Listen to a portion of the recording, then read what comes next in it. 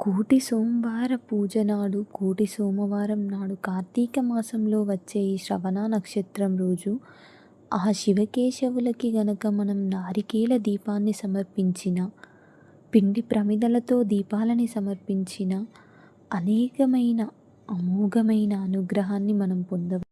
ప్రతినిత్యం దీపారాధన చెయ్యలేని వాళ్ళు ఈ కోటి సోమవారం రోజు ఒక్కరోజు కనుక దీపాలని వెలిగించి ఆ స్వామివారిని మనసారా మొక్కుకున్నట్టయితే తప్పకుండా ఆ స్వామివారి కరుణా కటాక్షాలు అనుగ్రహం అనేది మనపైన ఉంటుంది. తప్పకుండా ప్రతి ఒక్కరూ కూడా ఆ స్వామివారి కృపకు పాత్రులవ్వాలని మనస్ఫూర్తిగా కోరుకుంటున్నాను. ఈరోజు చెయ్యలేకపోయినా ఏకాదశి రోజైనా సరే మీరు లాంగ్ వీడియోలో ఒక్కసారి పూజని చూసుకొని మీరు చేయడానికి ప్రయత్నించండి. ఓం నమో భగవతే వాసుదేవాయ.